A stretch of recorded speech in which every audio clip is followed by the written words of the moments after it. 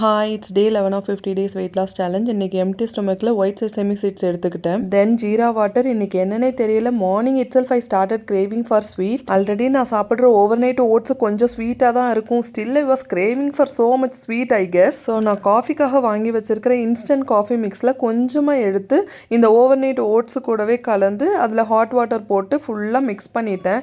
அது இன்னும் கொஞ்சம் ஸ்வீட்னஸ் கொடுக்கும். ரெண்டாவது காஃபி ஃப்ளேவர் எனக்கு ரொம்பவே பிடிக்கும்.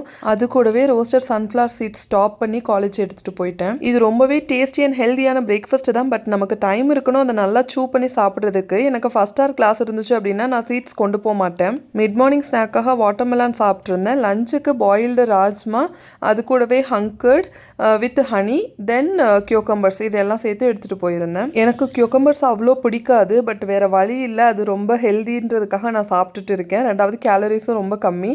அப்படியே சாப்பிட்றத விட இந்த மாதிரி சால்ட் அண்ட் காரம் ஏதாச்சும் சேர்த்து சாப்பிட்டோம்னா நல்லாயிருக்கும். அதனால அதுவுமே எடுத்துகிட்டு போயிருந்தேன். ஈவினிங் வீட்டுக்கு வரும்போது செம்ம பசி. நான் சமைச்சு சாப்பிட்றதுக்கெல்லாம் சுத்தமாக எனக்கு மூடே கிடையாது அண்ட் எனர்ஜியுமே இல்லை. ஸோ எக்ஸும் அது கூடவே சேர்ந்து அரிசி ரொட்டி செஞ்சு சாப்பிட்ருந்தேன். இந்த ஒரு பஜ்ஜி, 2 இட்லி, இது ரெண்டுமே கடையில் வாங்கிட்டு வந்திருந்தார் என் ஹஸ்பண்ட். அதுக்கப்புறமா ஃபைனலாக இந்த ஸ்பார்க்லிங் வாட்டர் குடிச்சிருந்தேன்.